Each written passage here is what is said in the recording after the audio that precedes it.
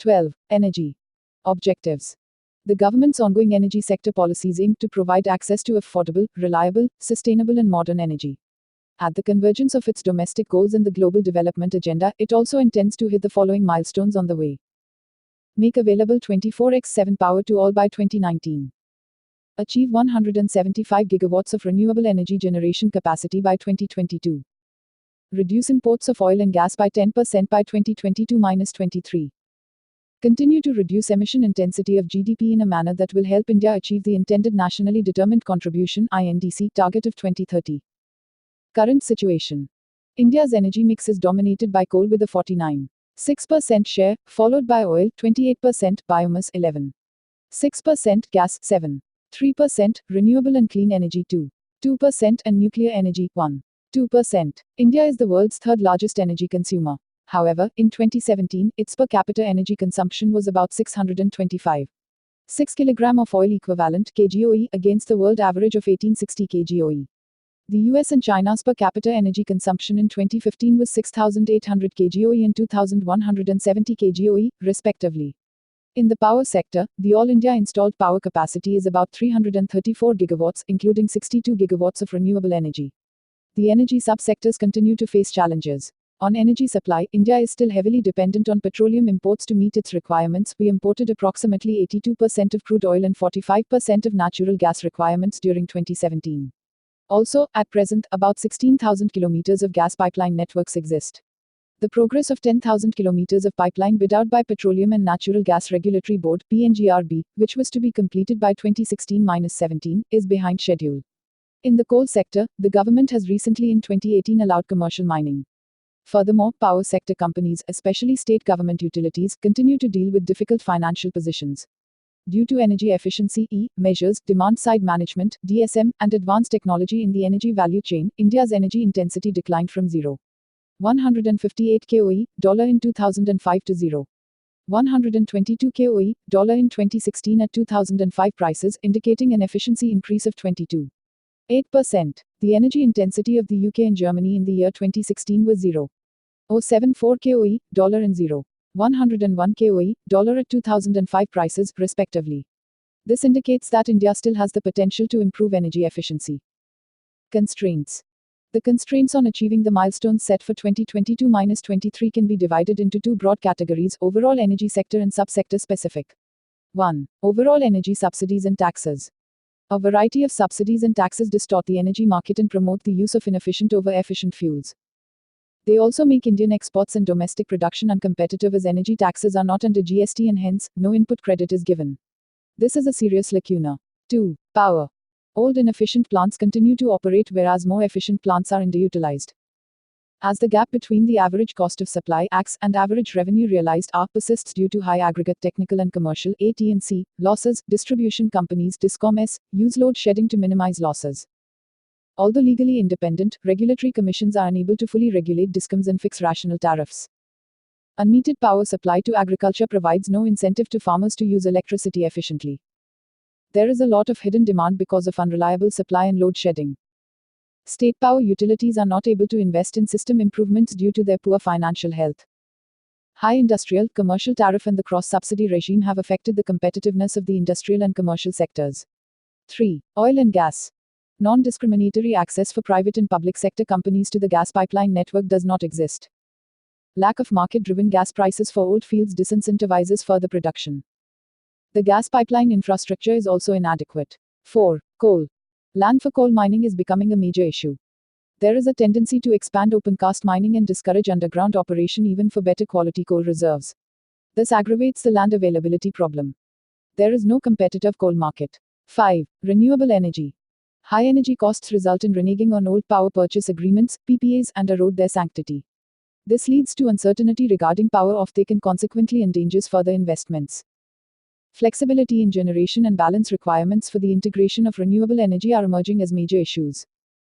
There are supply chain issues in biomass power generation. 6. Energy efficiency.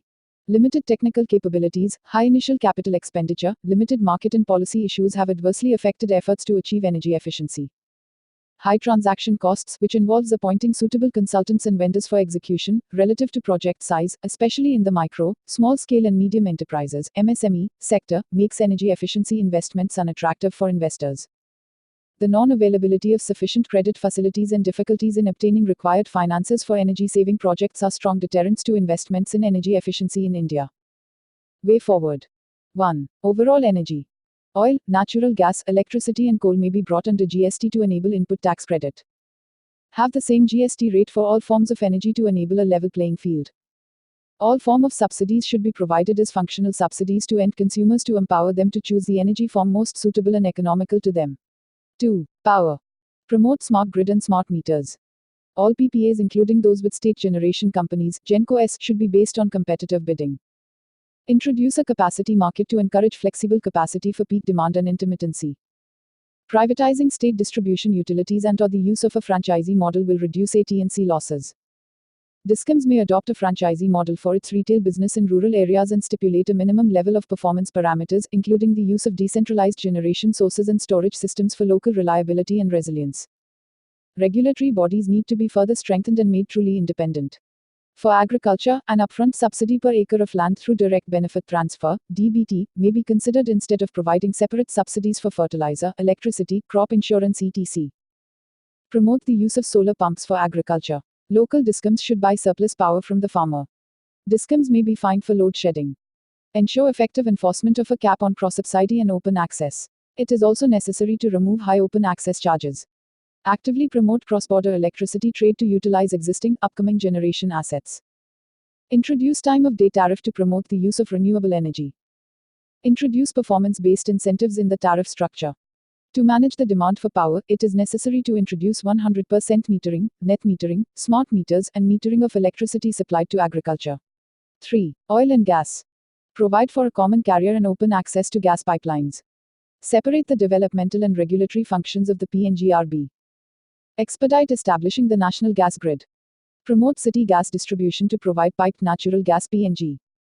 Review and provide the required flexibility in contract terms to make stranded oil and gas assets functional. Enhance production from the existing fields of ONGC and oil using cutting-edge technology through a framework of production enhancement contracts. Consider market pricing for blocks that are not viable because of low gas pricing. Provide for shared infrastructure for evacuation of oil and gas from small and scattered onshore and offshore fields. Provide priority sector status for 2G bioethanol projects.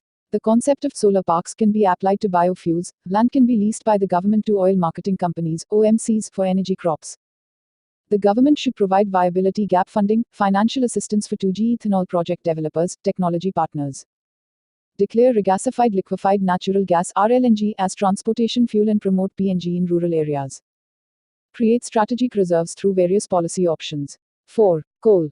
Expeditiously complete detailed exploration through exploration-cum-mining leases based on production, revenue sharing model.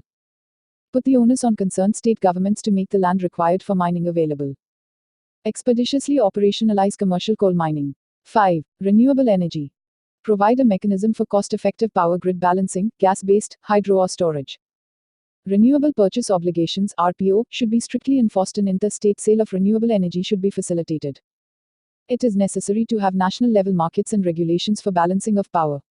Central-level agencies like Central Electricity Regulatory Commission or National Load Dispatch Center should socialize the costs of balancing interstate transmission systems, ISTS-connected power plants, over the entire system, on the lines of the point of connection, park, or a similar mechanism. Decentralized renewable energy in rural areas in conjunction with the DISCOM's grid can offer reliability. Hybrid renewable energy systems such as solar PV plus biomass should be explored. Commercial biogas needs to be promoted by providing subsidy to consumers. 6. Energy efficiency.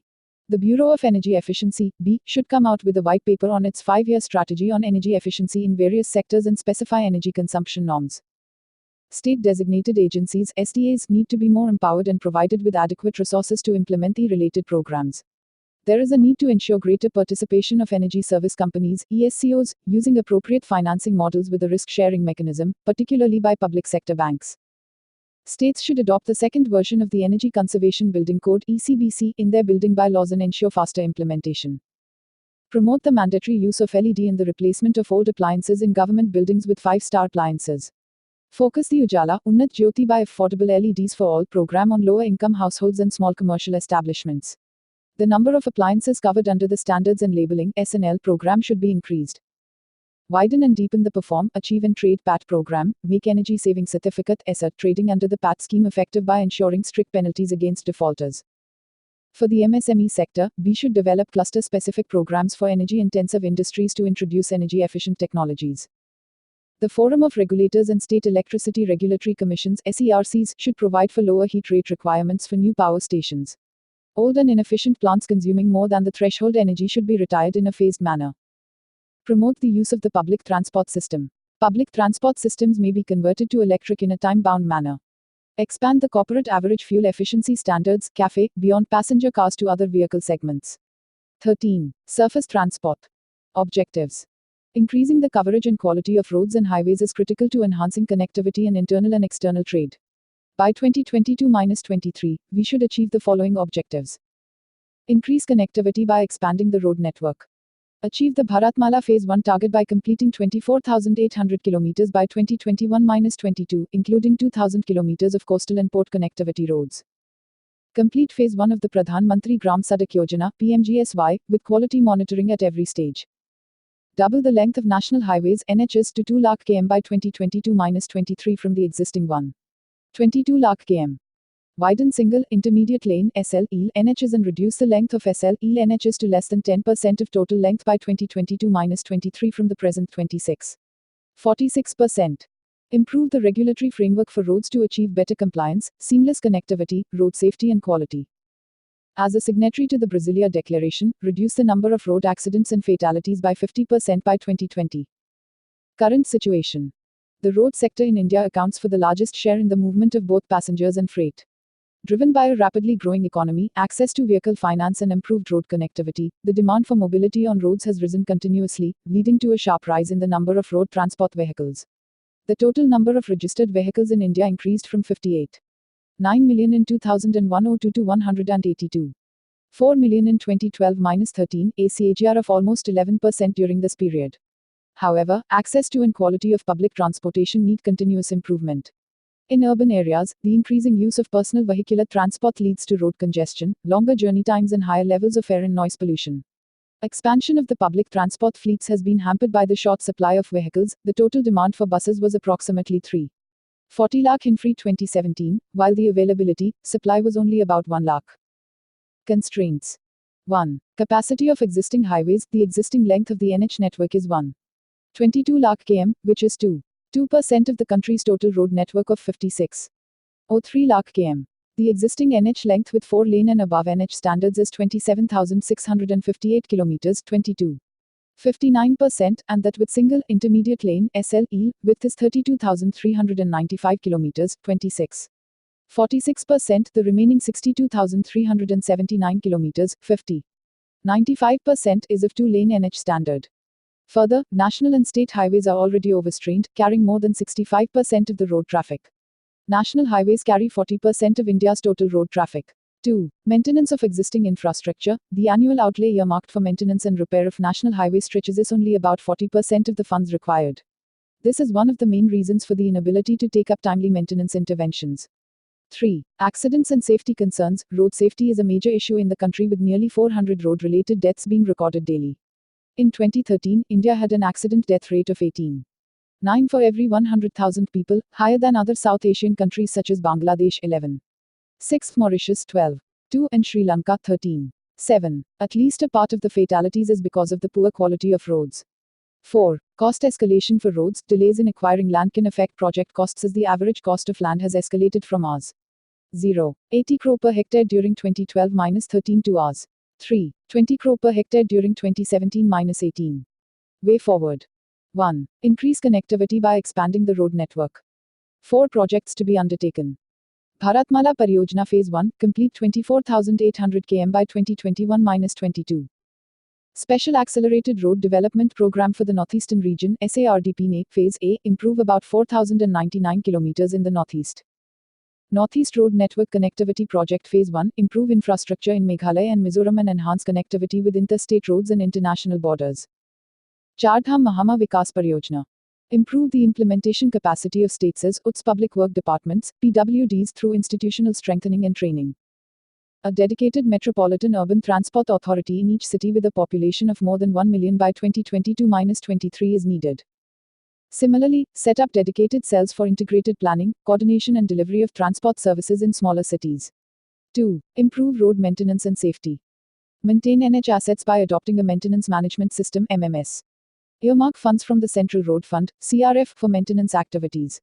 India should begin with earmarking 10% of its annual budget for road and highways for maintenance to move towards the developed country norm of earmarking 40% to 50% of the budget for roads and highways for maintenance. Build in heavy penalties on contractors for poor quality of operations and maintenance (O&M) into contracts across all contract modes. Eliminate 789 black spots identified by the Ministry of Road Transport and Highways (MORTH) by March 2020 by constructing permanent structures such as flyovers, vehicular underpasses (VUPs) and pedestrian underpasses (PUPs). Of these spots, 136 are on state roads and need to be dealt with by state governments.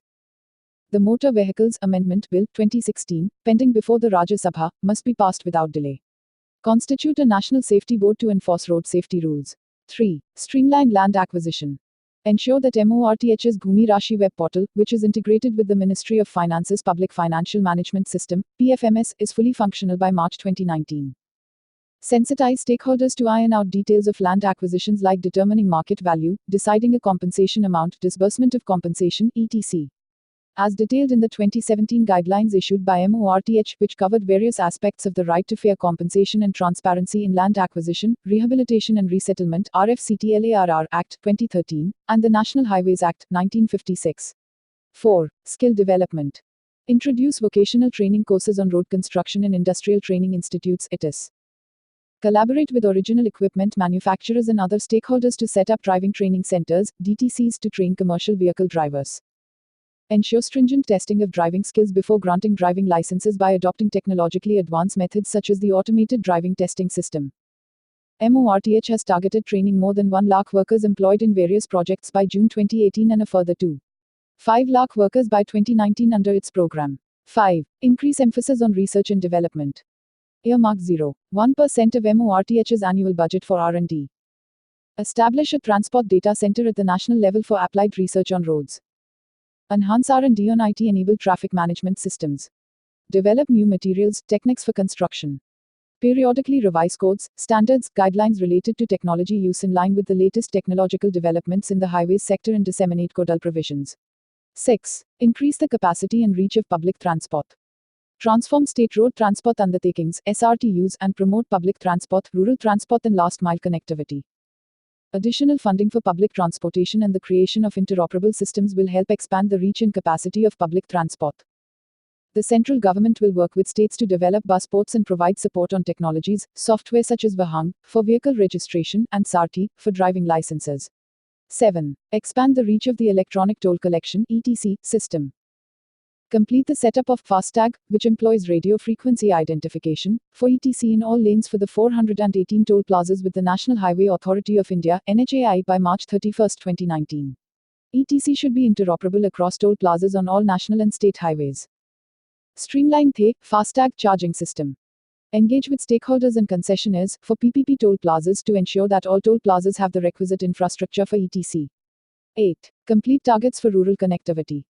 Phase 1 of PMGSY should be completed by March 2019. The total length under the LWE, left-wing extremism, program of 5,400 kilometers must be completed by March 2020. Beyond 2020, we should focus on building last-mile connectivity. 9. Increase technology adoption and seamless movement between different modes of transport. Urban mobility must move towards multimodal solutions by ensuring seamless movement between different modes. Identify and develop multimodal logistics parks, MMLP, to ensure seamless movement of freight.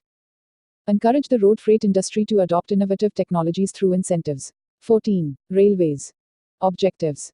By 2022-23, India should have a rail network that is not only efficient, reliable and safe, but is also cost-effective and accessible, both with respect to the movement of people and goods.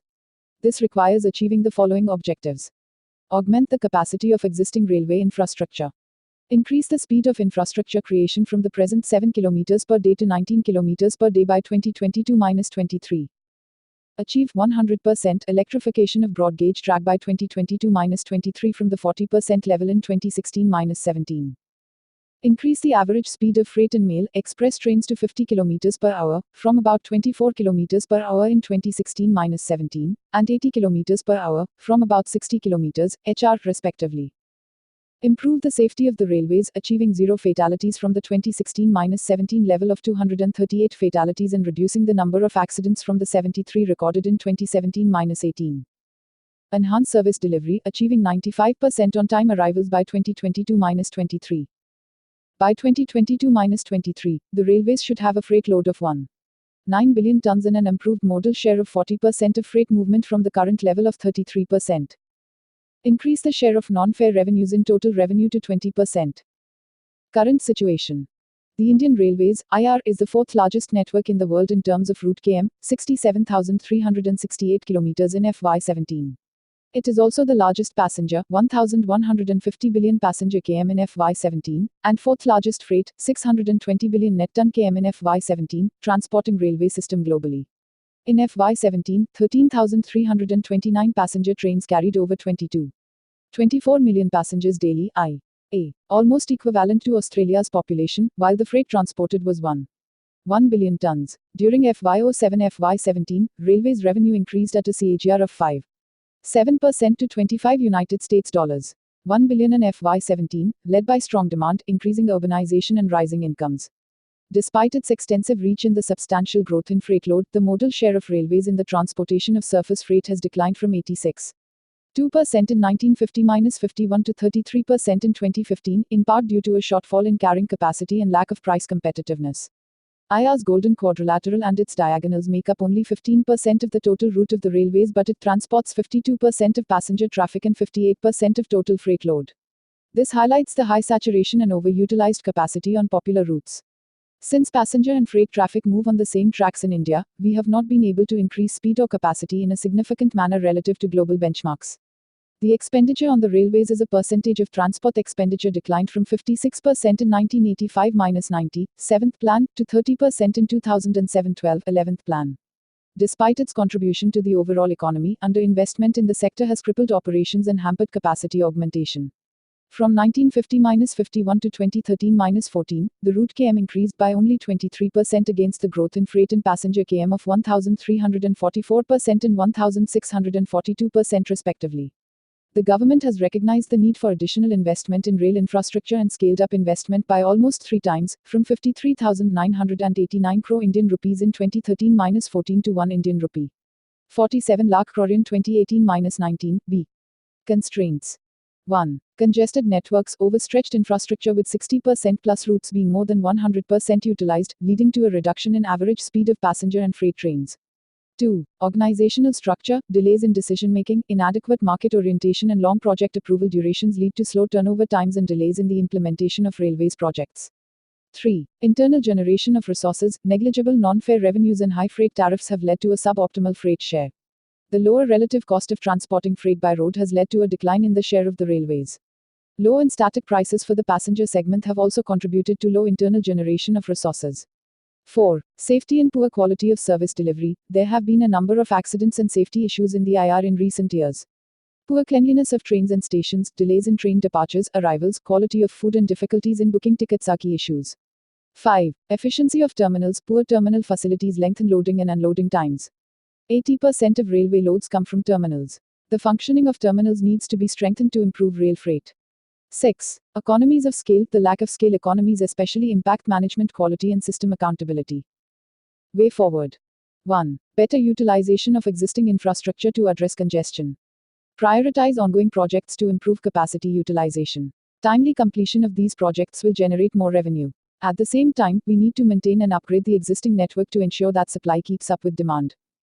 Ensure that the dedicated freight corridors DFCs and the Mumbai-Ahmedabad High-Speed Rail MAHSR are completed on schedule, particularly by timely completion of land acquisition for DFCs. DFCs should be fully commissioned by FY20. Feeder routes to the DFCs should be developed simultaneously. 2. Ease organizational rigidity through structural reforms. Consider opening up the ownership and operations of freight terminals and ownership of locomotives and rolling stock to the private sector under a transparent, neutral, non-railway, and fair regulatory mechanism. This will improve performance and attract private players and investments. Consider transferring coach and locomotive manufacturing and repairs to private players. However, since human safety is involved in the case of coaches and wagons, IR should continue to have regulatory and technical control over their manufacture and maintenance to ensure the safety of users in compliance with the general rules of IR. Separate suburban passenger transport from the rest of the network and put a light rail network in place in all major urban areas under local governments. 3. Rationalize fare structures and subsidies and monetize assets to generate revenues. Revisit IR's pricing model to make the passenger and freight segments sustainable. Freight tariffs should be competitive with the cost of road transportation. Expedite the process of establishing the Rail Development Authority (RDA) already approved by the government. DA must advise, make informed decisions on an integrated, transparent and dynamic pricing mechanism to determine rail fares and rebalance the passenger and freight categories to improve efficiency and rebalance the modal mix of goods transport. Monetize land resources with the railways, particularly through developing non-railway revenues such as through retail or other activities. Increase retail revenues from railway stations by investing in facilities, modernizing stations and contracting space to private players. 4. Enhance safety of trains to reduce accidents and modernize stations. The government has created the Rashtriya Rail Sanraksha Kosh (RRSK) in 2017-18 to address critical safety-related issues. Eliminate level crossing and cattle crossing and fence railway tracks in areas with high levels of activity to prevent accidents. Increase the use of proven, advanced technologies such as automatic train protection, fog safety devices, end-of-train telemetry devices and onboard, online condition monitoring systems. Implement the 22 recommendations of the High-Level Safety Review Committee chaired by Dr. Kakotkar. Upgrade and ensure the smooth functioning of bypass crossing and grade separations. Redevelop 100 out of 400 identified railway stations by 2022. Award station cleaning contracts to private vendors and sharply increase the number of bio-toilets by 2019. 5. Enhance the ease of doing business. Set up an independent homologation and standardization agency to adopt new railway technology and improve the speed and reliability of the railway network. Switch to common transport documents with an internationally accepted liability regime for domestic and international transportation, and 2. Common carrier status to all rail-based service providers. To enhance credibility, ensure that there are no interim changes in tariff and non-tariff rules. Use technology to schedule and route freight business to improve asset productivity and utilization. Complete by 2022-23 the commissioning of the remaining 55 of the 100 new freight terminals announced in the rail budget of 2016-17 under Mission 100. Improve terminal efficiency by promoting the concept of engine on load system, developing proper terminal layouts, adopting efficient operational practices, operating trains end-to-end, and using proper handling methods, systems for loading and unloading operations. 6. Set up an independent regulator for the Indian Railways. The government has already approved the formation of the RDA, an independent regulator for IR, in February 2018. The regulator's functions will include the following: shocked face, take decisions regarding price regulation and enhancement of non-fare revenue. Protect consumer interests, promote competition, efficiency and economy and ensure a fair deal to stakeholders and customers. Help attract investment, promote efficient resource allocation, benchmark service standards and enforce standards. Put in place measures to absorb new technologies and develop human resources. Provide a framework for non-discriminatory open access to the dedicated freight corridors. 15. Civil aviation. Objectives. Enhance the affordability of flying to enable an increase in domestic ticket sales from 103.75 million in 2016-17 to 300 million by 2022. Double air cargo handled from about 3 million tons in 2017-18 to about 6.5 million tons. Expand the maintenance, repair and overhaul (MRO) industry from $1 $8 billion in 2017 to $2 $3 billion. Expand airport capacity more than 5 times to handle 1 billion trips a year. Enhance availability and affordability of regional air connectivity and revive, upgrade 56 unserved airports and 31 unserved helipads through the Regional Connectivity Scheme, Uda Desh Ka Aam Nagrik (RCS Udan). Ensure that airport tariffs, taxes on fuel, landing charges, passenger services, cargo and other charges are determined in an efficient, fair and transparent manner. Current situation. The civil aviation sector contributed $9 billion to India's GDP in 2014 and supported 131 million direct, indirect and induced aviation jobs. In 2016, the demand for domestic air travel was twice that in China. India's domestic air traffic made up 69% of total airline traffic in South Asia. The World Economic Forum's Global Competitiveness Report 2018 ranks India as 53rd out of 140 countries worldwide in air transport infrastructure. The Airport Authority of India aims to bring around 250 airports under operation across the country by 2020. The Ministry of Civil Aviation's Regional Connectivity Scheme, UDAN, is a 10-year scheme which will promote balanced regional growth and make flying affordable for the population. It will help enhance connectivity to the country's unserved and underserved airports. India's civil aviation sector has been growing steadily. The number of passengers was 158 million in 2016-17.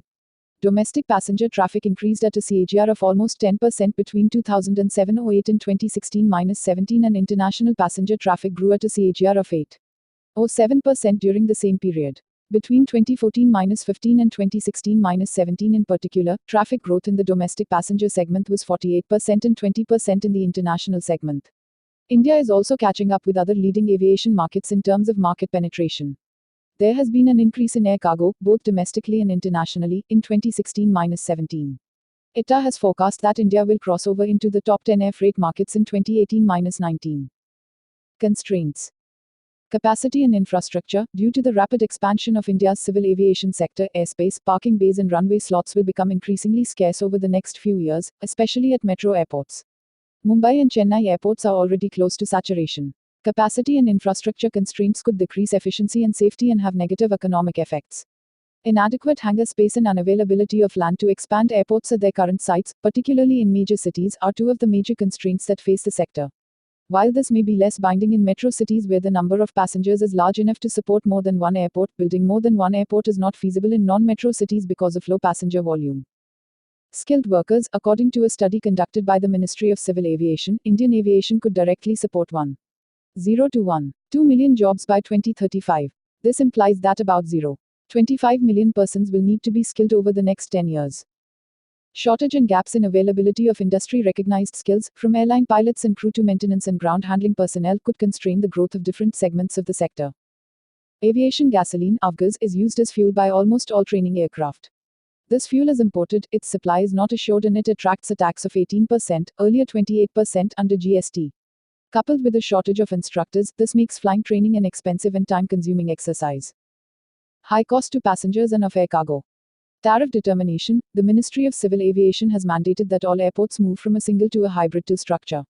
Although this is beneficial as it incentivizes infrastructure investment, it raises costs for airlines and passengers. Taxes on aviation turbine fuel (ATF). Due to high taxes and lack of competition among providers, ATF is relatively expensive in India. Since it remains outside the GST network, there are also regional disparities in its price. The price of aviation fuel in India may be up to 60% higher than prices in ASEAN and the Middle East countries because of high central and state taxes. Fuel cost as a percentage of operating charges amounts to 45% in India as compared to the global average of 30%. Incidence of GST on aircraft leases and spare parts. GST of 5% is applied on aircraft lease rentals. GST ranges between 5% and 28% on aircraft engines and spare parts. This also raises costs for the sector. Aviation safety. Although the number of aviation safety violations in 2017, 337, has declined in comparison to 2016, 442, the absolute number still remains high. Way forward. 1. Enhance aviation infrastructure. Complete the planned airports under the UDAN initiative in a time-bound manner. Revival of 50 unserved and underserved airports. Airstrips should be completed. In addition to completing 2 new airports for Delhi and Mumbai by 2022, the infrastructure capacity in the 10 biggest airports, in terms of traffic, should be significantly augmented. Include provisions for domestic hub development while auctioning traffic rights. 2. Increase investment in the sector through financial and infrastructure support. Reduce taxes on MRO services and consider granting infrastructure status for MRO. Increase aircraft parking infrastructure and facilities at metro airports. Create additional parking hubs at suitable locations, accessible through short-haul flights, to accommodate additional aircraft. Monetize vacant real estate near airports in all major centers of traffic to increase non-aeronautical revenues. 3. Address shortage of skilled manpower. Promote collaboration between original equipment manufacturers (OEMs), industry and educational institutes to teach the latest concepts in the aviation industry, including management principles, IT in aviation, etc. Formulate long-term plans for advanced research in aviation technologies to create a manufacturing ecosystem in the country. Expedite commencement of courses by the National Aviation University after due consultation with stakeholders. Facilitate greater involvement of the private sector in sponsoring aviation institutions, industrial training and R&D projects. A further reduction in GST rates on avgas will allow flying training organizations to make training more affordable. 4. Promote air cargo growth. Promote Fly from India through the creation of transshipment hubs. The transshipment hub in Delhi is scheduled to be launched in May 2018, followed by the launch of those in Chennai and Mumbai. Develop an integrated digital supply chain or a cargo gateway based on the National Air Cargo Community System (NACCS) platform. The modular development may include the following digital business enablers as plugins. A. Contracting, booking of cargo, with access to financial payment gateways. A. Transportation multimodality, road air first, last mile connectivity. A. Compliances, initially online clearances by 6 participating governmental agencies, rest to follow. Cargo Seva, a grievance redressal module linked to Air Seva. 5. Ease the regulatory environment for airports. Deregulate further and open up the aviation market to help increase passenger and freight traffic in India. Adopt a consistent model for tariff determination so that it reduces passenger cost. Align taxation and pricing structure to global benchmarks by considering bringing aviation turbine fuel (ATF) under the rubric of GST. Amend the I Act to allow commercial usage of land with airports by liberalizing end-use restrictions for existing and future airports. Strengthen regulatory capacity with respect to public-private partnerships and streamline the judicial review process to ensure timely implementation of DGCA's decisions. Ensure that the DGCA acts as a truly independent regulator, with the Ministry of Civil Aviation focusing on policies. Meet the regulator Y and security requirements prescribed by the International Civil Aviation Organization (ICAO) at all times. Additional skilling of personnel may be required for this, and the DGCA should adequately build the capabilities of its staff to ensure compliance. 6. Prioritize aviation safety. 12. Shift focus to preempting and preventing incidents. There should be zero tolerance of safety violations. DGCA should be given autonomy for an effective aviation safety oversight system. It should also be authorized to impose fines and penalties depending upon the nature of violations. DGCA should continue ensuring real-time safety tracking and prompt incident reporting. DGCA should create a single window system for all aviation-related transactions, queries and complaints. 16. Ports, shipping and inland waterways. Objectives. Double the share of freight transported by coastal shipping and inland waterways from 6% in 2016-17 to 12% by 2025. Increase the port handling capacity to 2,500 million metric tons, MMT, by 2022-23. Reduce the turnaround time at major ports from about 3.44 days 2016-17 to 1 to 2 days global average by 2022-23. Increase the throughput of inland waterways from 55.20 MMT in 2016-17 to 60 to 70 MMT by 2022-23. Augment the capacity of inland water transport by increasing the least available depth. Current situation. 1. Ports and shipping. India has a coastline spanning about 7,500 kilometers, forming one of the biggest peninsulas in the world. Around 90% of India's external trade by volume and 70% by value are handled by ports. 12 major ports and 205 non-major ports operate on India's coast. Yet roads and railways continue to be the dominant mode for cargo movement. Despite being the most cost-effective, figure 16.1, and efficient mode, water transport accounted for 6% of freight transport in India in 2016-17. The total cargo handling capacity at major and non-major ports stands at 2,161.85 MMTAs on March 3, 2017. Total capacity utilization across all ports was 52.44%. During 2016-17, the total cargo throughput through major and non-major ports was 1133.69 MMT. The Ministry of Shipping's Sagarmala program focuses on modernizing and developing ports, enhancing port connectivity, supporting coastal communities and stimulating port-linked industrialization, figure 16. 2. Sagarmala aims to reduce the logistics costs for foreign and domestic trade, leading to an overall cost savings of 35,000 Indian rupees to 40,000 crore Indian rupees annually by 2025. It also aims to double the share of water transportation in the modal mix. The government has set up the Sagarmala Development Company Limited (SDCL) to provide funding support to special purpose vehicles (SPVs) set up to implement projects, and the Indian Port Rail Corporation Limited (IPRCL) to undertake port rail connectivity projects under Sagarmala. 2. Inland waterways. Inland water transport (IWT) carries less than 2% of India's organized freight traffic and negligible passenger traffic. The annual freight volumes carried on inland waterways using National Waterways (NW1, NW2, and NW3) and Goa Waterways was 21.91 MMT in 2016-17. Additionally, Maharashtra Waterways alone transported more than 33.29 MMT. The Inland Waterways Authority of India (IWAI) is mandated to develop and maintain infrastructure for fairway, navigational aids and terminals. The IWAI also provides an enabling environment for private investment in cargo vessels and operational services.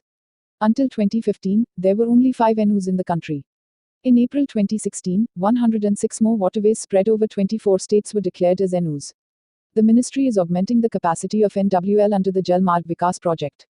The project will enable the movement of larger vessels of 1,500-2,000 tons on inland waterways. The government is also proposing to fund NUs through the Central Road Fund, CRF. The Ministry of Finance has amended the Central Road Fund Act 2000 as part of the Finance Bill 2018 to include a list of projects and infrastructure subsectors, including inland waterways, for which the CRF could be used. The CRF has since been renamed the Central Road and Infrastructure Fund. Constraints. 1. Modal mix roads, 54%, continue to be the dominant mode of transporting cargo, followed by rail, 33%. Transportation of cargo through waterways, shipping and inland water accounts for a minuscule modal share, 6%, despite it being the most cost-effective and efficient mode. 2. Draft levels. Most Indian container handling ports lack the capability to handle large container vessels due to inadequate depth. A minimum draft depth of 18 meters is needed to enable mother vessels to dock at ports. With international trade leaning towards the more economically viable mother vessels, shallow draft adversely affects a port's potential to become a hub port. 3. Connectivity to ports. Weak hinterland connectivity between production centers and gateway ports often leads to higher costs and delays because of suboptimal mode choices. 4. Transshipment port. A large percentage of containers in India are currently transshipped through other ports, such as Colombo, just south of India, Singapore, east, Dubai and Salalah, west, due to the absence of a transshipment port in the country. This has led to additional costs and delays due to the feeder voyage from India to the hub port. 5. Charges by the shipping lines. The business practices of shipping lines have played a key role in the present negative perception of sea transport. A long pending concern has been the high rate and multiplicity of charges imposed by shipping lines. 6. Capital for inland vessels. At present, the cost of capital is very high and makes IWT freight uncompetitive. It is difficult to attract capital for building inland vessels as it is a significant investment. 7. Technical issues in inland waterways. The varying and limited depths due to the meandering and braiding of alluvial rivers and the erosion of their banks causing excessive siltation, lack of cargo earmarked for IWT, non-mechanized navigation lock systems and insufficient unloading facility at terminals hinder the use of IWT by shippers. 8. Regulatory issues for inland waterways. States as Ferries Acts from various years govern cross-ferry movement and this may present a barrier to inland navigation, as the regulations may not take into account safety considerations. Way forward. 1. Open up India's dredging market.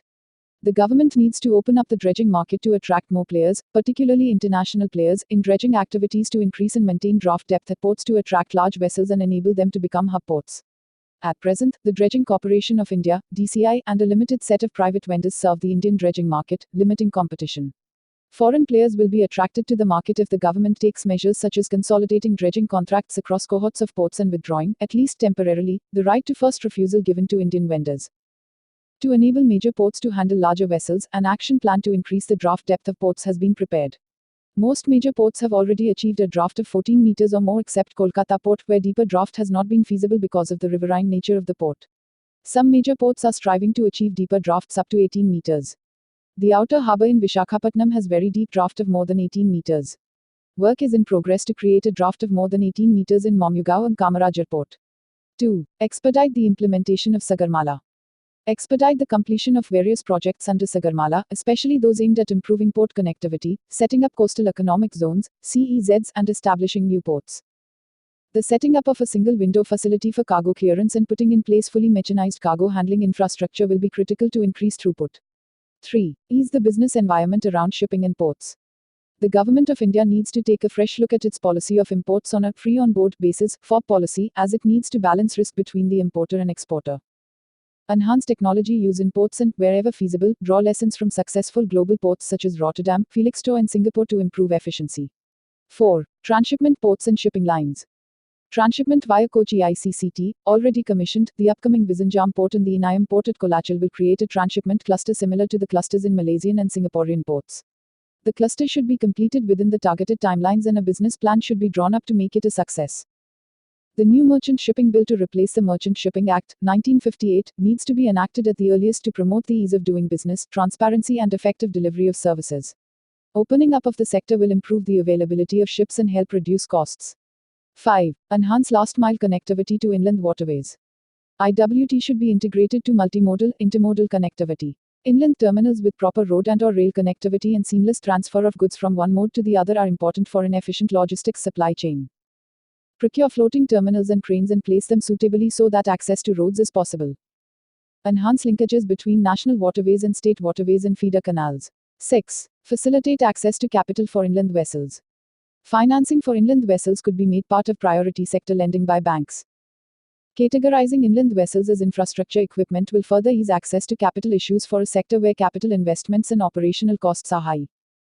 Initially, viability gap funding needs to be given at least for 10 years until the infrastructure is fully developed, so that inland water transport is competitive. We should consider waiving waterway charges and lock charges until operable infrastructure is made available.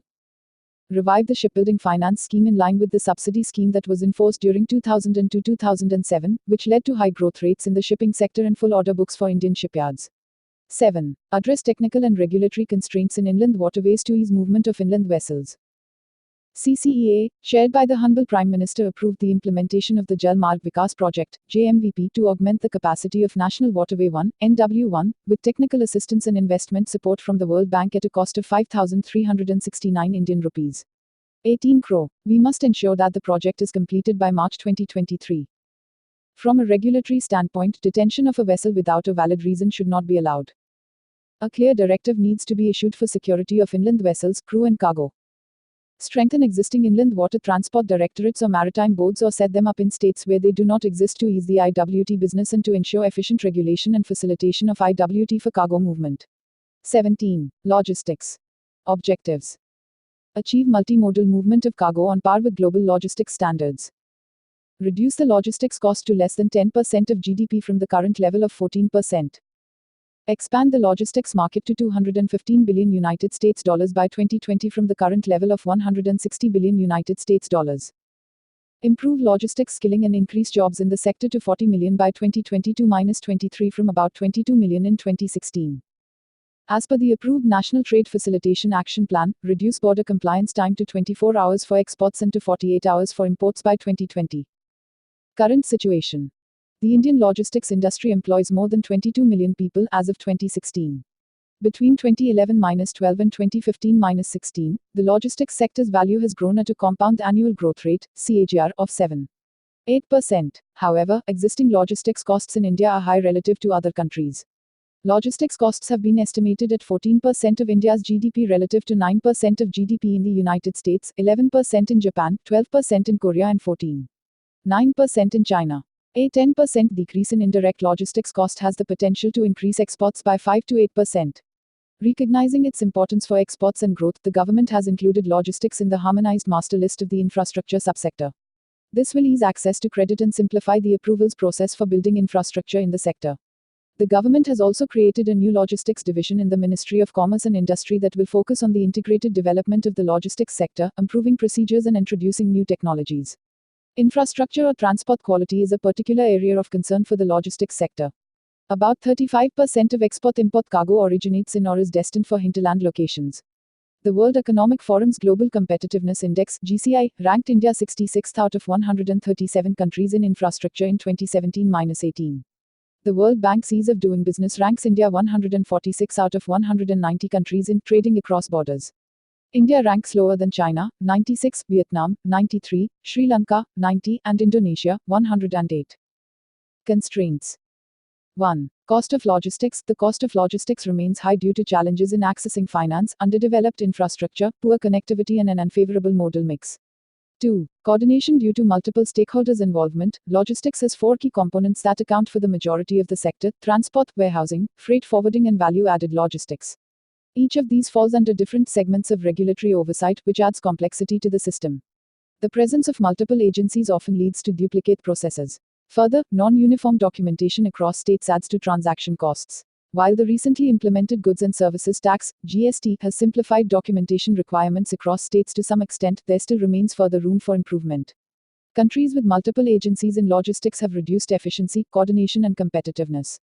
3. Warehousing capacity and fragmented structure. India's current reported warehousing capacity is 108.75 million metric tons (MMT), of which the private sector makes up less than 20%. There is low value addition in the warehouse sector. Handling and warehousing facilities are still largely unmechanized with manual loading, unloading, and handling in the case of many commodities. 4. Seamless movement of goods across modes and high dwell time. In addition to lack of interoperable technology, the movement of goods across modes suffers from the absence of last mile connectivity and infrastructure. For example, poor road and rail connectivity to most non-major ports leads to delays in travel time. The share of cargo moving through coastal shipping is small, primarily due to the lack of infrastructure and connectivity for feeder ships that operate between smaller container ports. 5. Competition and underutilized capacity. There is no level playing field as the public sector is provided benefits that are not available to private players such as container train operators or foreign vessel owners, leading to limited competition, capacity underutilization, and other inefficiencies. 6. Interoperable technology across modes. The lack of interoperability of software systems used by the authorities governing different modes of transport leads to inefficiencies as it increases transit time and the need for manual intervention when switching modes. 7. Border compliance and document processing time. India's average border compliance time, including customs regulations and mandatory inspections, for exports is 106 hours and for imports 264 hours. India's document processing time, including documentary compliance for various agencies including regulators, is an average of 38 hours for exports and 61 hours for imports. Way forward. 1. Rationalize tariffs and determine prices in an efficient manner across different modes. Tariff policies need to be rationalized. The Railways chapter provides details on rail freight, while the Civil Aviation chapter highlights the need to determine air cargo tariffs in a consistent manner across airports. 2. Create an overarching body that maintains a repository of all transport data. Such a body or institute will be responsible for acquiring, managing, and disseminating data to internal stakeholders. The proposed institute can also conduct robust analysis of the data, which it should make publicly available. This body can be a part of the logistics portal that is under development. 3. Enhance efficiency of warehouses and their operation, especially to optimize food storage. Create vertical silos for food storage and transport food grains by specialized wagons. We could operate smaller silos at the mandi level connected to mother silos that have bulk handling and rail connectivity. Further, specialized wagons with top loading and bottom discharge functions should be made available for handling grains. These measures will help reduce food losses. Optimize existing warehouse space. Existing warehouses can be converted into multi-storied ones to store multiple commodities at the same time. This will greatly increase warehousing space. 4. Increase emphasis on multimodal solutions. Setting up multimodal logistics parks will help address issues related to underdeveloped infrastructure and unfavorable modal mix and connectivity. The government has already approved 24 logistics parks under the Bharatmala program and 7 have been identified under the Sagarmala program. These may be completed by 2022-23. They should reflect best practices from global logistics parks with respect to comprehensive development and synergies across modes of transport. 5. Allow private players to operate in CONCOR and port terminals. There is no level playing field for private container train operators, CTOs, vis-a-vis the Container Corporation of India, CONCOR. Providing shared space at CONCOR terminals to private CTOs will help utilize the infrastructure better. Similarly, opening up port terminals to private players at a fee will enhance capacity utilization. 6. Increase technology use to enhance logistics. Integrate technologies across modes of transport by developing an integrated information technology (IT) platform. Increasing the interoperability of technology across modes by implementing container tracking systems, radio frequency identification (RFID, etc.) will reduce delays and enhance efficiency. The integrated IT platform should be a single window for all logistics related matters. The portal should be linked to the IT systems of all transport modes and customs and state transport authorities. It should act as a logistics marketplace. Create an institutional mechanism for technology adoption in transport. India needs to create an office, similar to the Office of the Assistant Secretary for Research and Technology (OSTAR) in the USA, under the Commerce Ministry's newly created Logistics Division to advance the use of innovation, develop technology and create a skilled interdisciplinary transportation workforce. 7. Shift towards international standards for transport equipment and software. To increase efficiency and ensure compatibility, we should gradually adopt international standards, especially in operations, and adopt global benchmarking on unit load devices such as containers and pallets. While this will require changes in the overall infrastructure of ships, ports, and railways, it will help realize savings in cost, time, and accounting.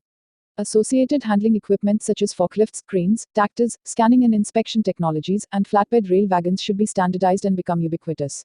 18. Digital connectivity. Objectives. Given the relevance of digital connectivity to economic growth and the need to eliminate the digital divide by 2022-23, India should aim to achieve physical digital connectivity across all states, districts, and Gram Panchayats (GPs). Delivery of government services digitally by 2022-23. 100% basic digital literacy across the country to be able to leverage the benefits of digitization. Current situation. According to the Internet Trends 2017 report, 27% of India's population, 355 million users, uses the Internet. While this represents exponential growth compared to the 4% penetration in 2009, see figure 18. 1 below, there is scope for improvement. The Digital India scheme launched in 2015 brought the topic of digitization to the forefront of public discourse. Areas including construction of broadband highways, public internet access, e-governance and development of basic information technology skills, etc., have achieved considerable progress under this program. In 2011, the scheme for the creation of a national optical fiber network, NOFN, was initiated to connect all the GPs of the country with high-speed internet. Although the project has lagged behind its original timelines, significant progress has been made in the past 2 years. As of February 4, 2018, under BharatNet, work had started in 1.24 lakh GPs, of which 1.08 lakh GPs were service ready. The targeted timeline to connect the remaining 150,000 GPs is March 2019. Furthermore, the National Information Infrastructure (NI) will ensure the integration of the networks and cloud infrastructure to provide high-speed connectivity to various government departments up to the panchayat level. The components of NI include networks such as the Statewide Area Network (SWAN), National Knowledge Network (NKN), BharatNet, Government User Network (GUN), and the Meghraj Cloud. The government also launched the Public Internet Access Program to make 50,000 Common Service Centers (CSCs) operational at the Gram Panchayat level to deliver government services online. Under this program, 50,000 post offices will be converted into multi-service centers. The last mile connectivity, through Wi-Fi or any other suitable broadband technology, is to be provided at all GPs in the country, funded by the Universal Service Obligation Fund, USOF. Since the last mile connectivity will be provided by a service provider, it will ensure the presence of at least one telecommunications service provider, TSP, Internet Service Providers, ISP, at each GP to provide data service. The government has identified 55,619 villages with no mobile coverage. Most of these villages are in the northeastern states. A comprehensive development plan, to be implemented in phases, has been initiated to cover remote villages in the northeast. Constraints. With the increasing role of technology in our daily lives and the growing significance of Industry 4.0, India can only unlock its true potential once digital connectivity, the basic building block for most technological solutions, reaches the last mile. The constraints that need to be addressed to unleash the full benefits of digital connectivity in India fall under 5 major areas. 1. Broadband connectivity. Internet access is plagued by issues related to quality and reliability, outages, call drops, and weak signals. The current definition of broadband of 512 kbps speed is inadequate and not in line with the expected rise in demand in the future. Existing networks have been strained by limited spectrum availability and usage, affecting the provision of quality services. 2. Digital access and literacy. A significant portion of our population does not have access to devices such as laptops, computers, smartphones, etc. Digital literacy in India is estimated to be less than 10% of the population. 3. Content in Indian languages. Currently, most digital content is in English. However, a KPM report suggested that 9 out of every 10 new internet users in India over the next 5 years are likely to be Indian language users. 4. Availability of e-services. A large number of e-services are not available on the digital platform, and there is wide variation across states in the availability of citizen e-services. Currently, citizens have to physically visit government offices to access most government to citizen (G2C) services, as municipalities and other government bodies have been slow to digitize their processes. 5. Cybersecurity. The regulatory framework for cybersecurity is inadequate. Hacking and denial of service attacks have led to disruption of services, both in the government and the private sector. Banks and governments increasingly face security breaches. Way forward. Broadband connectivity. A modified strategy for expediting the pace of implementation of the BharatNet project was approved on July 19, 2017. As part of the modified strategy, the remaining 150,000 GPs are to be connected in phase 2 through a stated model 8 states, private sector model 2 states, and CPSU model 10 states, by using an optimal mix of media, OFC, radio and satellite. Further, about 5,298 GPs located in remote and hilly locations with poor connectivity are being connected on satellite media, so as to provide broadband connectivity to all GPs. The service delivery mechanism, by providing last-mile connectivity through Wi-Fi or any other suitable broadband technology to all GPs, has been made an integral part of the project. The project is targeted to be implemented by March 2019. In addition, public Wi-Fi hotspots are being set up by BSNL at its 25,000 telephone exchanges in rural areas, and Wi-Fi tuples are being set up in 5,000 GPs by CSCSPV under the Ministry of Electronics and Information Technology, MERT. The provision of universal broadband coverage at 50 megabits per second to every citizen and the enabling of 100 megabits per second broadband on demand to all key development institutions, including educational institutions, are under consideration in the new National Digital Communications Policy, 2018. As the sector regulator, TRAI should consider putting in place a credible system to track call drops, weak signals and outages to ensure the quality and reliability of telecom services. The results may be put in the public domain. Government should also put in place telecom ombudsman for complaint redressal. Quality of service. Adequate spectrum availability is critical to ensure service quality. Efficient spectrum allocation in large contiguous blocks should be explored. We should also explore migration to new technologies which would resolve some of the bandwidth challenges. Access and digital literacy. Digital literacy needs special focus at the school, college levels. The National Digital Literacy Mission should focus on introducing digital literacy at the primary school level in all government schools for basic content and in higher classes and colleges for advanced content. The multiplier effects of this mission will be realized when these students in turn educate their family members. Higher digital literacy will also increase the adoption of computer hardware across the country. Content in Indian languages. State governments should pay special attention to creating content, particularly those relating to government services, in Indian regional languages.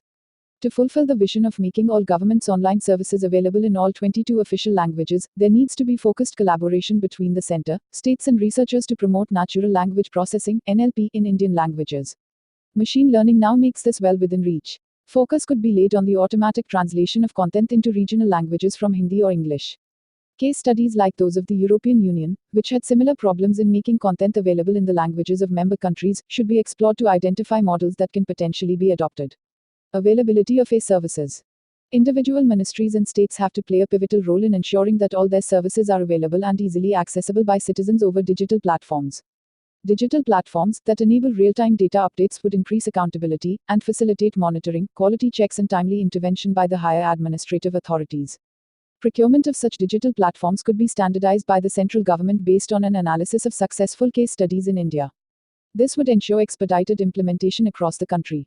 As mentioned earlier, ministries, states should also ensure that the services are reliable, safe and available in regional languages as well as in Hindi, English. Cybersecurity.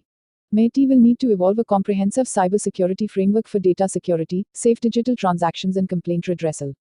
The National E-Governance Division of MeitY should periodically audit compliance of services offered by state governments. It should bring out a performance report of services with a view to improve service delivery. 19. Smart cities for urban transformation. Objectives. Leverage the smart cities concept in select urban clusters to drive job creation and economic growth. Significantly improve efficiencies in service delivery. Leverage technology for inclusive, sustainable and participatory development by 2022-23. Current situation. Smart cities is an approach to urban development characterized by area-based development, efficient delivery of basic infrastructure and services in an equitable manner and citizens' participation. The Government of India has so far selected 99 cities with an outlay of 2 Indian rupees. 4 lakh crore. These cities have started implementing projects such as smart command and control centers, smart area-based development, smart roads, solar rooftops, intelligent transport systems and smart parks. These projects have the unique feature of integration between different infrastructural elements of the projects.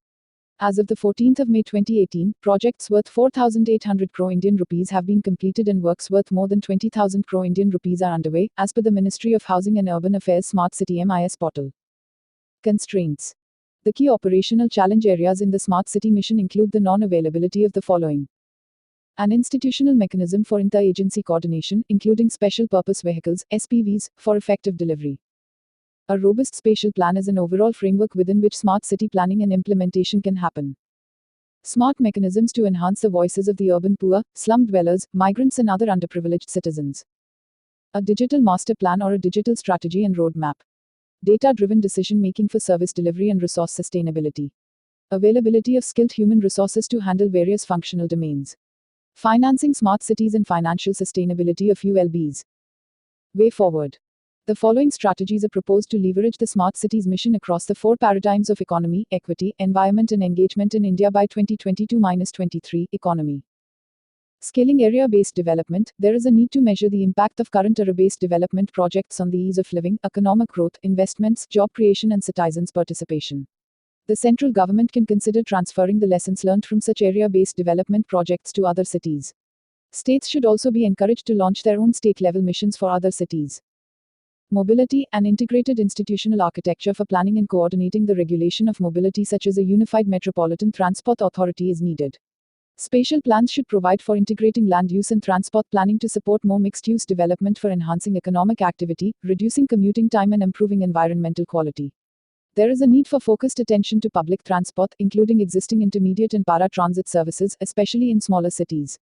A pooled green transport fund to support such investments is recommended. A high-level inter-ministerial electric vehicle (EV) mission is necessary for proper coordination on the EV agenda. Achieving desired service delivery levels, funds for the provisioning of basic services and infrastructure are accessed from complementary missions, such as the Atal Mission for Rejuvenation and Urban Transformation, Amrut, Swachh Bharat Mission, SBM, and Housing for All, HFA.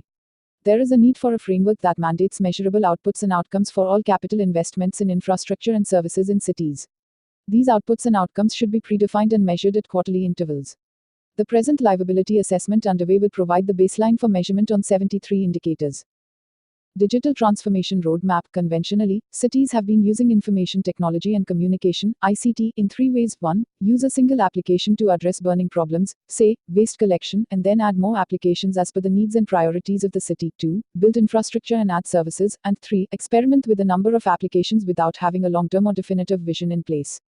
The conventional ways ignore the value hidden in human interactions among citizens with the city's infrastructure, e.g., roads, bridges, parks, and the environment. These interactions contain data and information, and digital technology has the potential to recognize and capture the hidden value in their interactions. To harness internet connectivity and its various applications in governance and service delivery, cities need to put in place a digital transformation roadmap across both hard infrastructure and software applications. A digital transformation roadmap would recognize and capture these interactions, and the whole becomes greater than the sum of its parts once the information that flows in the systems of systems is captured. Additionally, the digital transformation roadmap would also build on the considerable work done in cities on geographic information systems, GIS, and apply these for geolocating, mapping, and publishing public assets in the city such as parks, playgrounds, public toilets, bus stops, streetlights, manholes, water and sewerage lines, stormwater drains, power lines, etc. And linking these to grievance redressal, participatory budgeting, transparent works management, and contractor payments.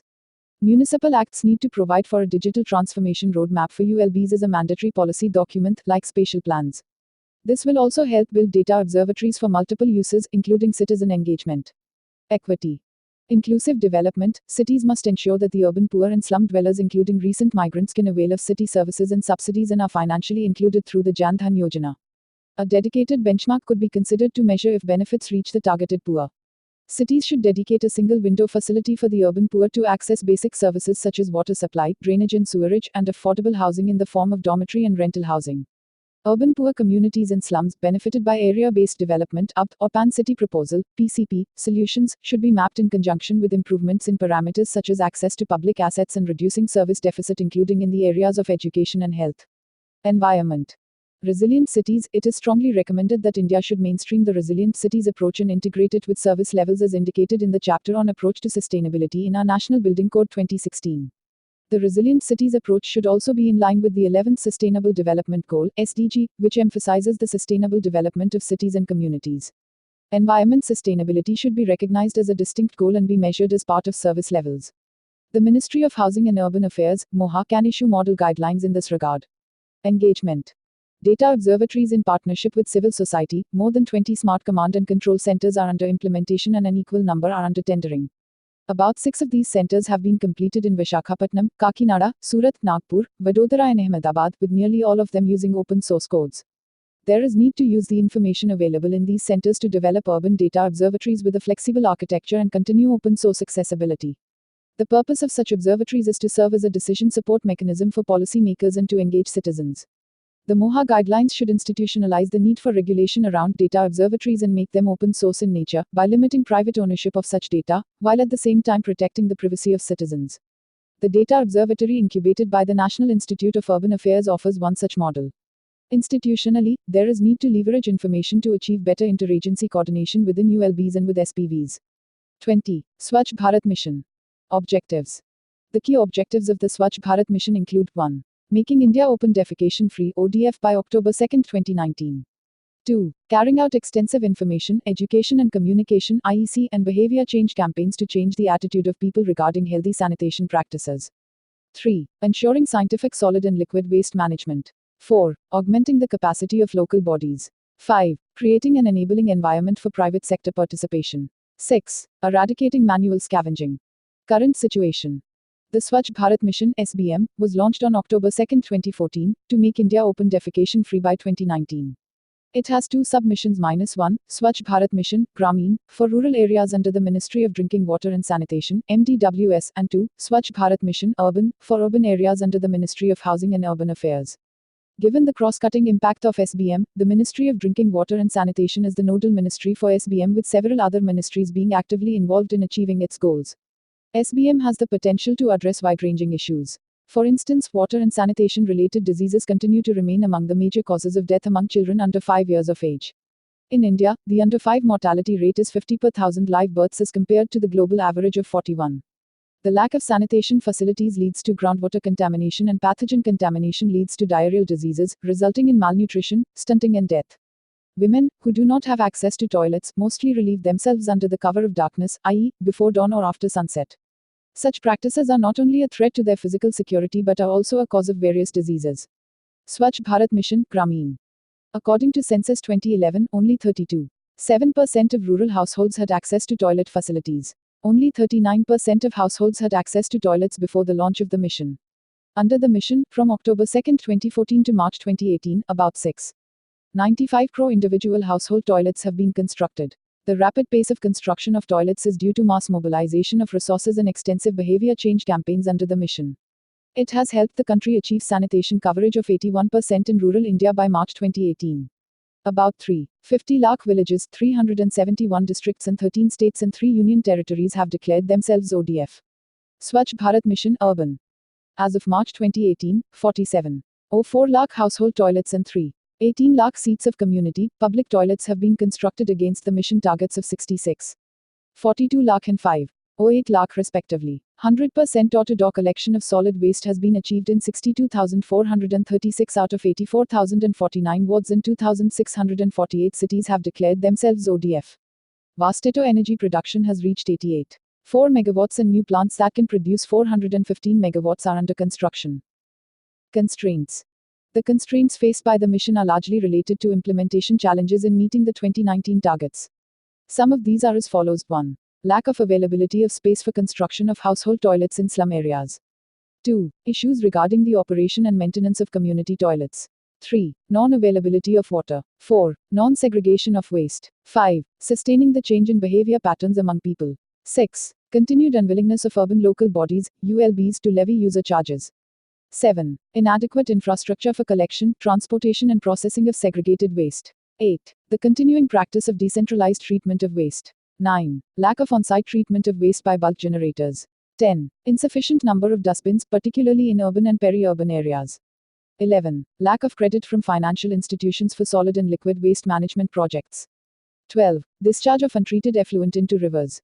13. Tackling the problem of lagging states. Of the 156 crore household toilets yet to be constructed in rural areas, 0.90 crore are to be constructed in 2 states, namely Uttar Pradesh and Bihar.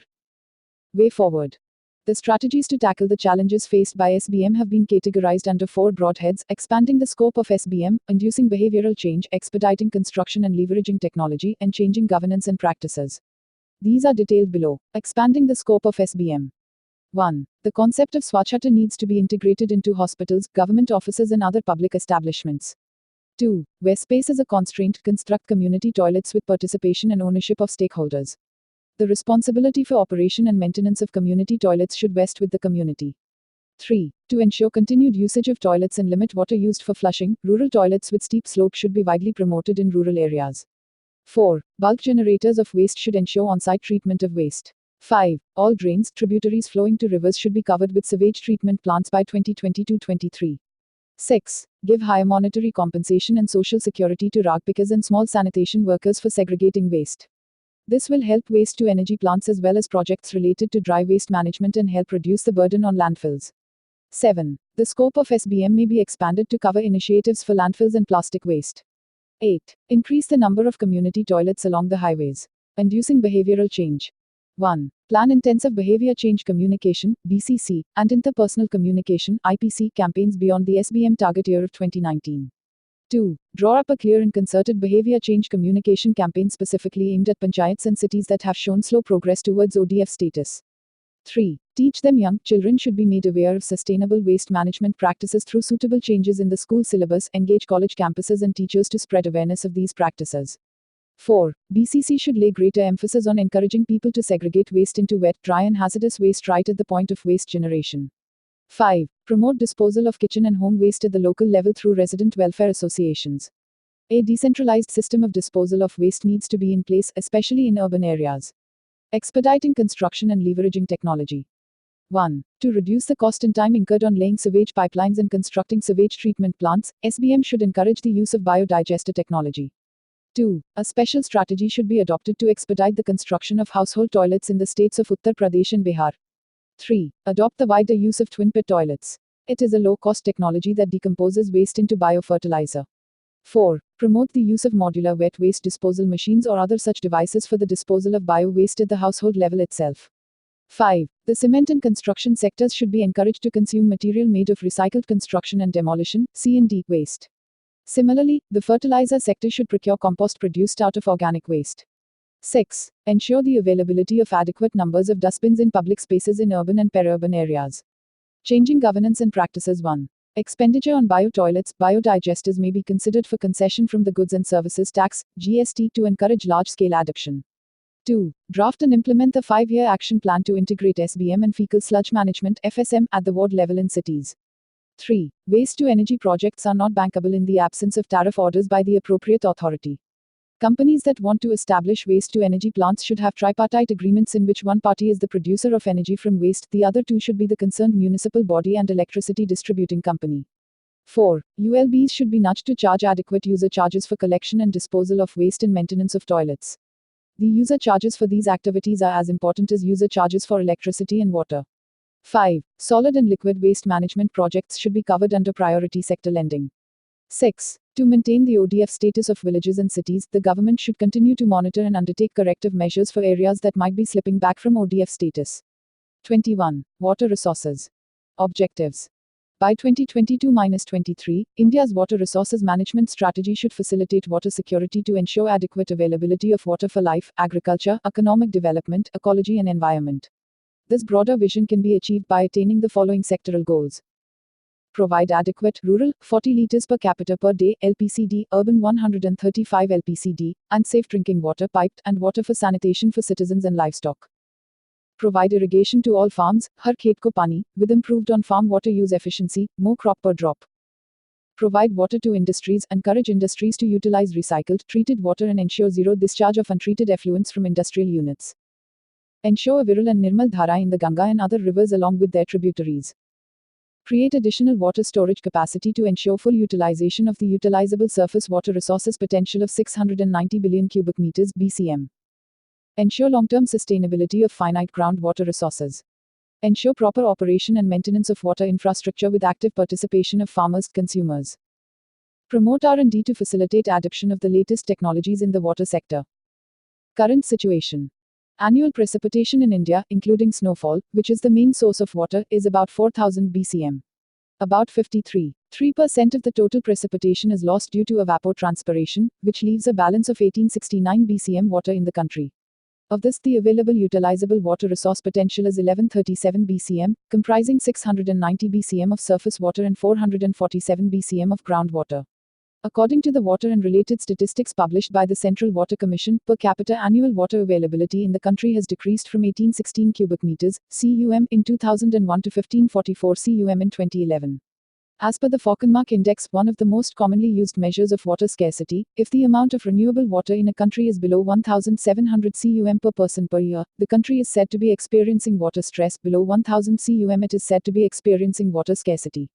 The National Commission for Integrated Water Resources Development (NCIWRD) has projected the total demand for water at 1,180 BCM for a high demand scenario. Water resources are facing pressure due to population explosion, urbanization, rising demand for water from the agriculture, energy, and industry sectors, pollution, inefficient use, poor management, and poor institutional mechanisms. Several regions experience water scarcity due to the uneven distribution of water resources over space and time. The government has specific programs for various aspects of water resources. The scheme, Pradhan Mantri Krishi Sinchai Yojana (PMKSY), which is an umbrella scheme for irrigation, has prioritized 99 major and medium irrigation projects for completion by December 2019. The government also launched The Namami Gange scheme in 2014-15 to clean and rejuvenate the river Ganga to maintain a Viral and Nirmal Dhara and ensure its ecological and geological integrity. Data for the period 2015-17 indicates improvement in water quality in terms of dissolved oxygen and coliform bacteria.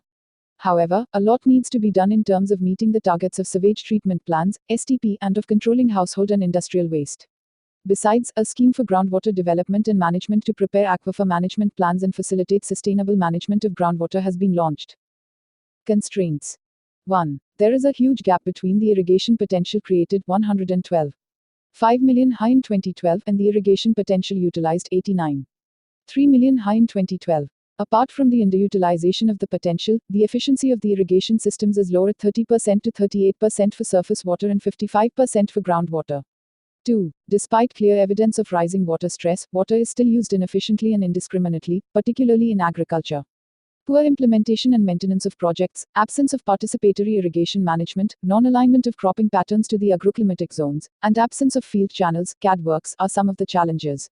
3. The Easement Act 1882, which grants groundwater ownership rights to the landowner, is one of the reasons for water overuse and depletion of groundwater levels. 4. The subsidized pricing of water in various states has resulted in non-revenue water and a sharp decline in groundwater levels in all states. 5. As per 2011 census, only 38% of the total rural households and 76% of the total urban households get piped water supply. 6. The sustainability of the source and growing contamination of groundwater in newer areas are constraints in ensuring safe drinking water supply in rural and urban areas. Way forward. 1. Ongoing programs. By 2022-23, the water storage capacity needs to be increased from the current level of 253 BCM to 304 BCM by completing ongoing projects on time. A coordination mechanism at the field level may be set up for PMKSY to find the reasons for delays in the completion of projects and corrective measures undertaken project-wise to ensure speedy implementation. The Ministry of Water Resources (MoR) may draw up an action plan to complete CAD works in 317 identified projects to reduce the gap between the irrigation potential created and utilized. Other notable programs that need to be completed include the Ken-Betwa River Linking Project, the Pancheshwar Project, the Rajasthan Feeder and Sirhind Feeders Punjab and Rajasthan, and the Shiang Project in Northeast India. The National Mission for Clean Ganga needs to coordinate with the Ministry of Drinking Water, Supply and Sanitation for solid and liquid waste management in 1600 Gram Panchayats covering 4,464 villages situated on the banks of the Ganga in 5 states. Corrective measures need to be taken to expedite the completion of the projects. 2. Water efficiency. Incentivize the wider adoption of sprinkler and drip irrigation by diverting resources otherwise used to subsidize power and surface irrigation. As per the 4th Minor Irrigation (ME) census, there are about 5 lakh water bodies, tanks with an irrigation potential of 589 million ha. For these, the MoR's program to revitalize, renovate and repair water bodies should be significantly expanded and adequately funded. Special emphasis should be laid on desilting of water bodies, including river, lakes, ponds and reservoirs. 3. Recycle of wastewater. With the country generating 140 BCM of wastewater annually, a pilot scheme to irrigate 10 lakh ha with treated wastewater by 2020 may initially be taken up. Industries should be encouraged to meet a major share of their demand through recycled water. Besides, programs for smart water meters and tradable permits for use of recycled water may be launched.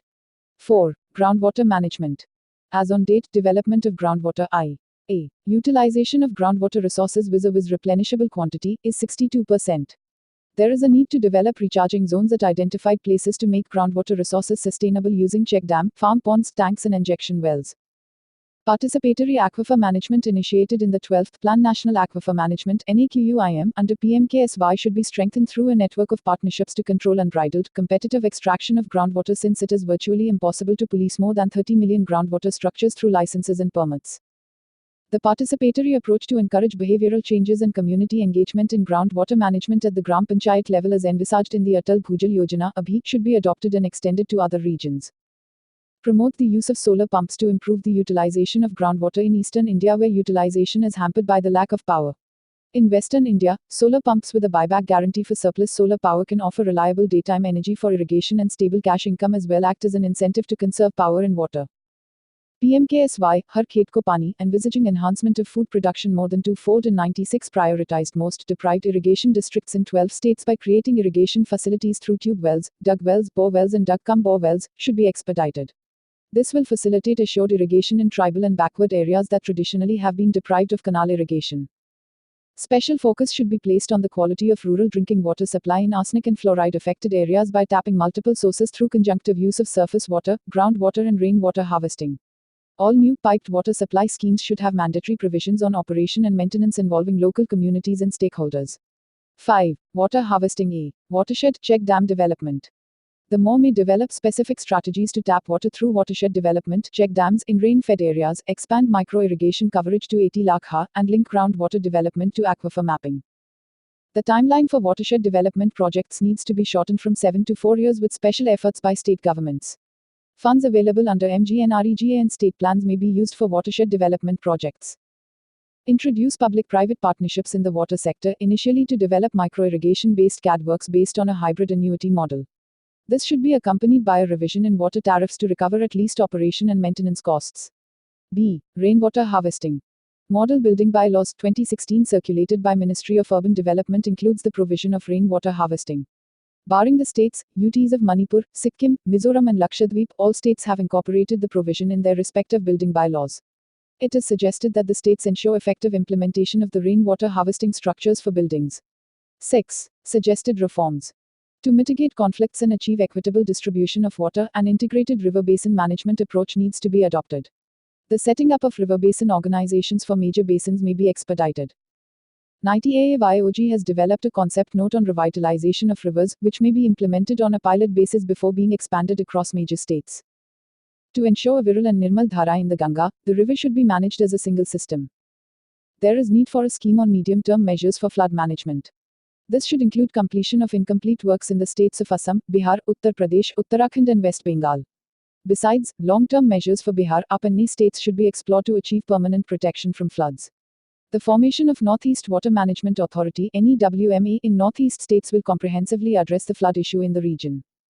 A water regulatory framework should be established for water resources in all states. An action plan should be drawn up to improve water use efficiency, with 2017 as the base year, by 20% in all sectors by 2022. The Composite Water Management Index developed by NITI Aayog may be used as a potent tool to assess and further improve the efficiency of water resources management. 22. Sustainable environment. Objective. The objective is to maintain a clean, green and healthy environment with people's participation to support higher and inclusive economic growth through sustainable utilization of available natural resources. The 2022-23 goals include the following. Air pollution. Bringing down PM2.5 levels in Indian cities to less than 50. Creating 175 gigawatts of renewable energy generation capacity. Eliminating crop residue burning. Ensuring the coverage of all households with LPG for cooking. Solid waste management. Implementing effectively the Solid Waste Management Rules, 2016. Water pollution. Encouraging industries to utilize recycled, treated water to the extent possible and ensuring zero discharge of untreated effluents from industrial units. Ensuring a Viral and Nirmal Dhara in the Ganga, Yamuna, and other rivers. Forestry. Increasing the forest cover to 33.3% of the geographical area, as envisaged in the National Forest Policy, 1988. Improving the quality of existing forests. Encouraging farm forestry. Current situation. The Central Pollution Control Board, CPCB, has identified 302 polluted river stretches on 275 rivers. The government is aware of this challenge and has launched National Mission for Clean Ganga to address this concern. The total polluted riverine length is 12,363 kilometers. Moreover, Indian cities face a high risk of air pollution. The rise in air pollution can be attributed to rapid industrialization, high urbanization, increased use of vehicles, uncontrolled burning of crop residue and emissions from coal power plants and brick kilns, etc. Forests are critical to achieving sustainable environmental management. In March 2018, the Ministry of Environment, Forest and Climate Change released the Draft National Forest Policy, 2018. The 1894 and 1952 versions of the Forest Policy largely focused on the production and revenue generation aspects. The National Forest Policy of 1988, for the first time, focused on environmental sustainability. The new National Forest Policy seeks to increase the sustainability of forest management in India.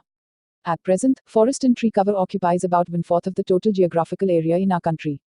The new forest policy aims to increase this share to 33.3%. Moreover, out of the total land area under forest cover, about 40% has only 10 to 40% canopy density.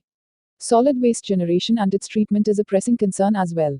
In 2016, the government had estimated an annual waste generation of 62 million tons in the country, including 5.6 million tons of plastic waste, 0.17 million tons of biomedical waste, 7.90 million tons of hazardous waste and 1.5 million tons of e-waste. Of this, between 22 and 28% was processed and treated. Constraints. 1. A major contributor to air pollution is the practice of burning crop residue, particularly in North India. Convincing farmers to discontinue the practice by providing alternative methods of disposal through economically productive use of crop residues is a key challenge.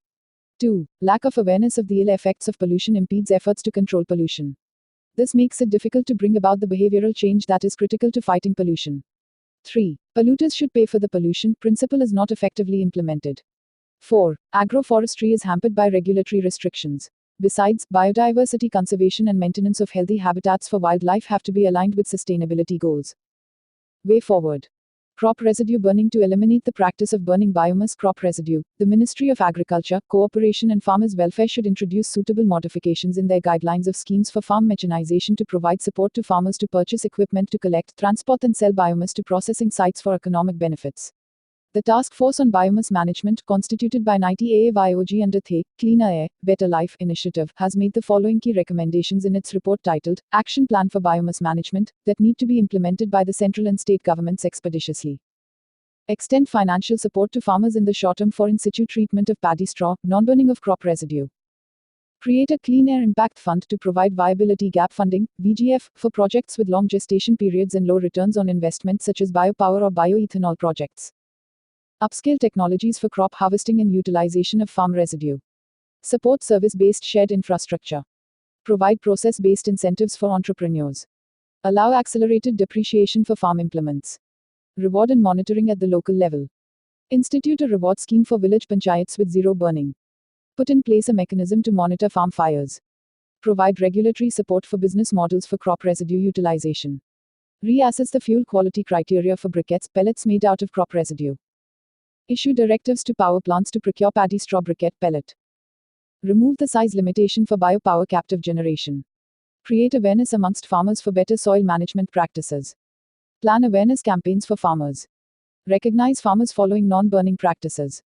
Design information tools for in situ mulching and on-farm management. Solid waste management and air, water and soil pollution. Effective implementation of solid waste management rules, 2016, which has significantly expanded the scope of efficient solid waste management in the country, will help achieve environmental sustainability by 2022-23. It is necessary to ensure the remediation of contaminated sites, safe disposal of hazardous substances, protection and restoration of ecosystems through stringent enforcement of relevant acts, implementation of specific schemes, generation of awareness, stakeholders' participation and application of best practices.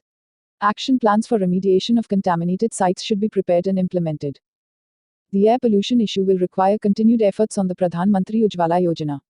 The scheme has already met with resounding success and it is recommended that continued efforts be made to prevent any slippage back to cooking using solid biomass.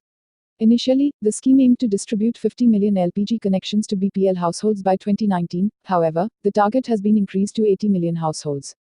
As of the 19th of March 2018, about 35 million connections had been released. A task force should be set up to study and implement measures to control pollution from brick kilns. The focus of this task force should be on the technological upgradation of kilns to control pollution. Emission and effluent standards for industries need to be revised and effectively implemented. Sewage treatment plants of adequate capacity should be installed at suitable locations to make rivers pollution-free. Wastewater discharge from industrial units into rivers and other water bodies should be reduced to zero. The use of biodigester toilets, a technology licensed by the Defense Research and Development Organization, DRDO, may be expeditiously considered for nationwide implementation. It can be a complete game changer as, if successful, it can do away with the need to have sewers and sewage treatment plants.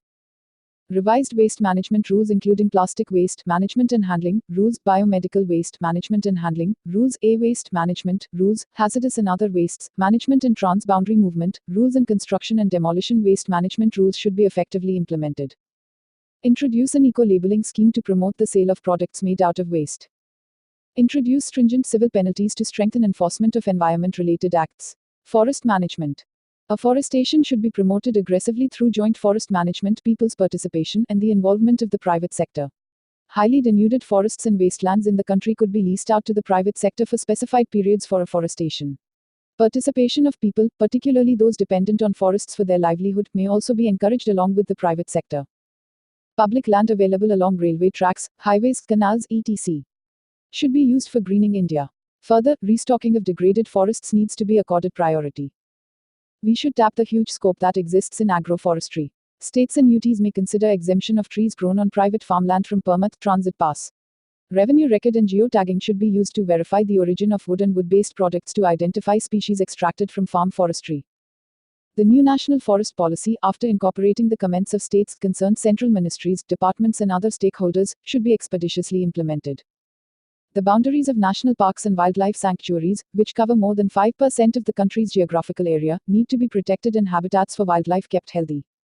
Undertake measures to convert vacant spaces in urban areas into urban green areas. This will help increase the overall tree cover in the country, which is presently 85% of the geographical area, as per the India State of Forest Report 2017. Climate change.